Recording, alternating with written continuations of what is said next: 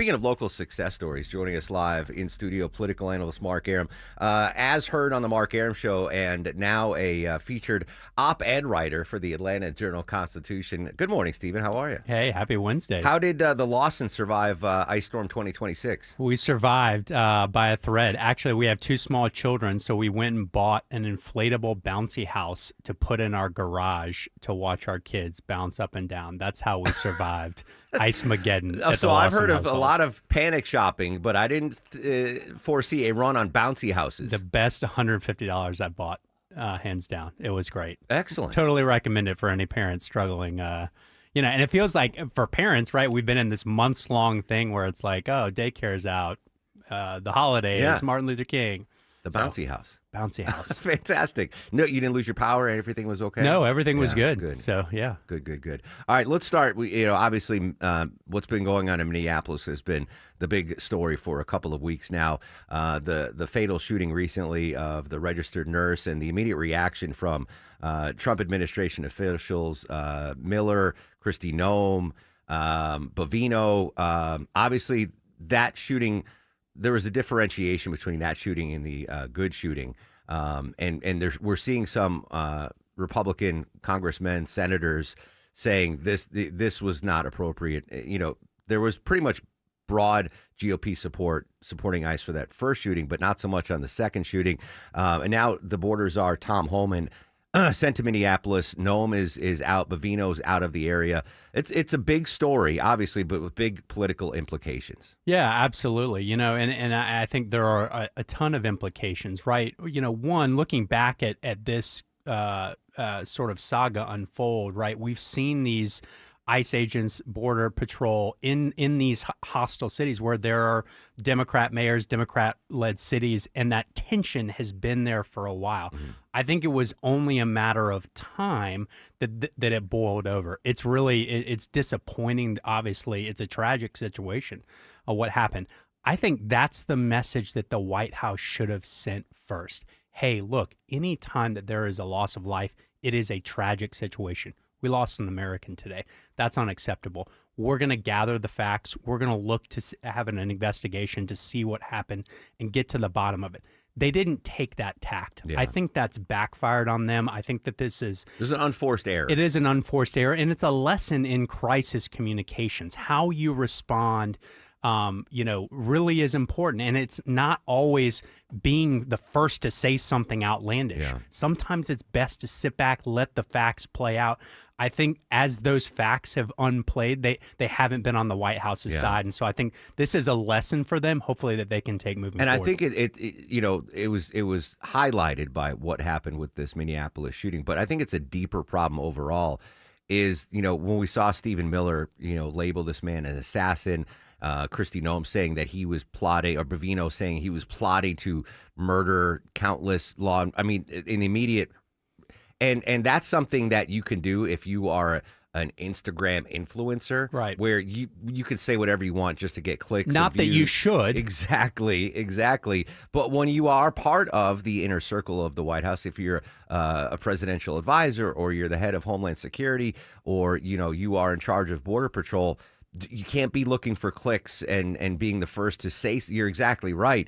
It was an unforced error, and I don't know, because President Trump's first term, he was quick with the "you're fireds," right? But he's been very, I don't want to say loyal, but more steadfast with the second term folks around. So I don't know if Stephen Miller or Kristi Noem have to worry about their job in the second Trump administration, but certainly they're losing their flavor of the month status. Yeah, look, I think that's absolutely right. And you saw in the president's first administration, there was like an average of a firing a week, right? Yeah. To your point, he's much less apt to do that the second time, because I think he also understands that it feeds into the media's narrative that he is somehow accepting fault, or could play into a loss of momentum for whatever they're working on. I think this situation, to your point, is potentially different.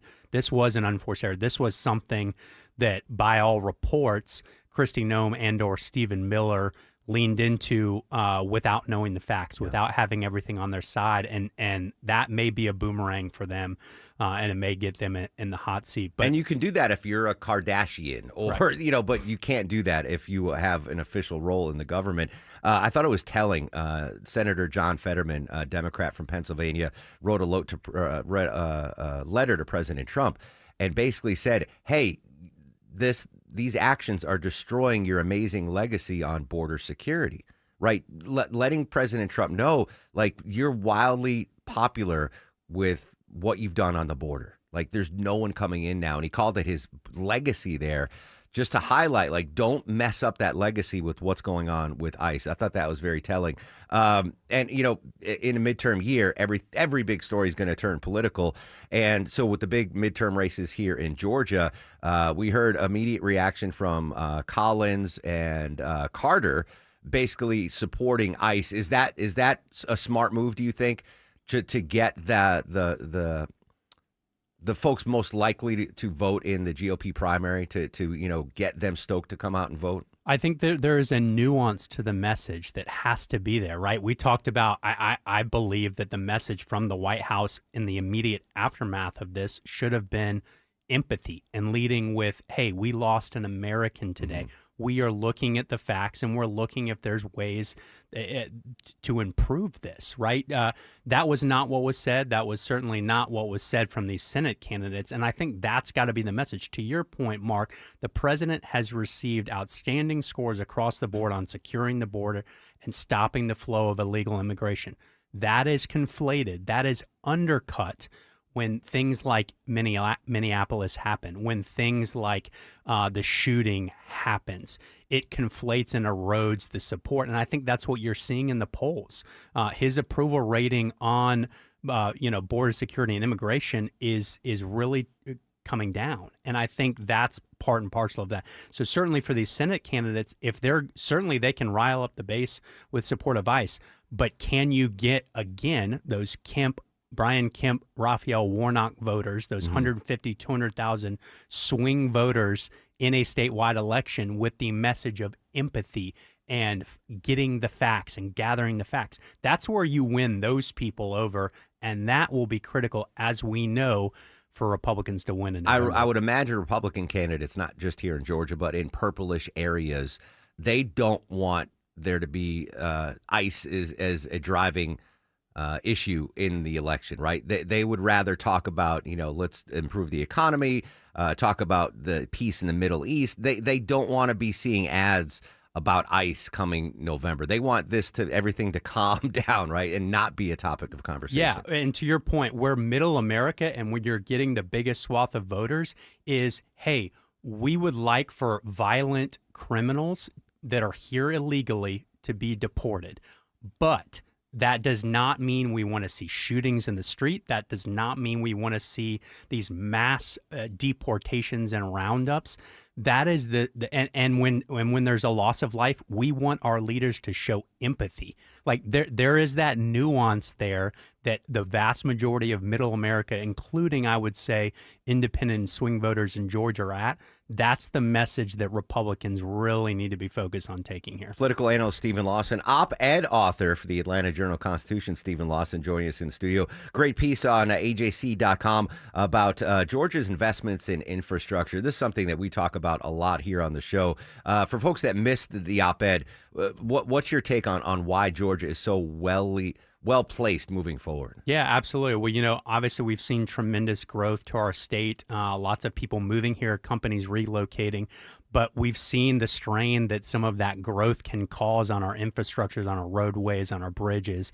The governor and the General Assembly, leaders in the General Assembly over the past few years have really taken a forward-looking approach to making those investments into our infrastructure. They did about $1.5 billion a couple years ago, and then the governor in his State of the State address last week talked about an additional $2 billion in infrastructure funding, really focusing on express lanes in Henry County, that I-75 bottleneck. Ugh. But really, yeah, a huge sigh of relief, right?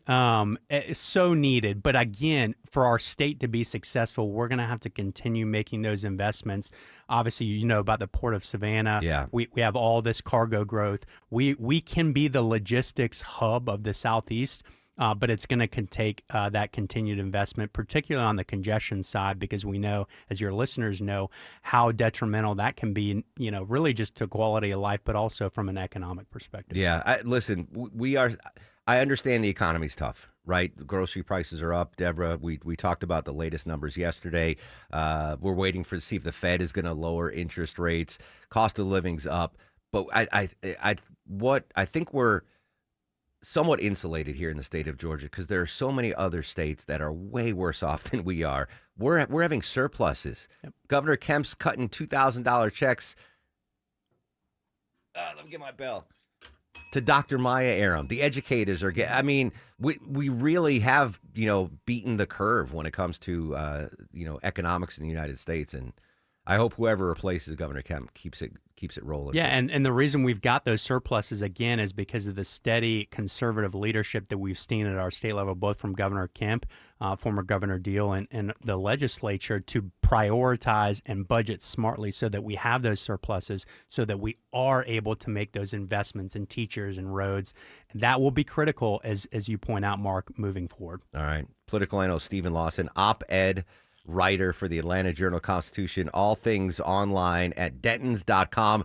Are you selling merch yet on like quarter zips? No Dentons? merch, but yeah, if the ratings keep going the way they're going, we're gonna get some merch. Yeah, Shelley Winter, by the way, I don't know if you saw, but he wants you to make him a Shelley Winter quarter zip. I know you're not into apparel making, but we got to get Mark Aram quarter zips first. Let's do that.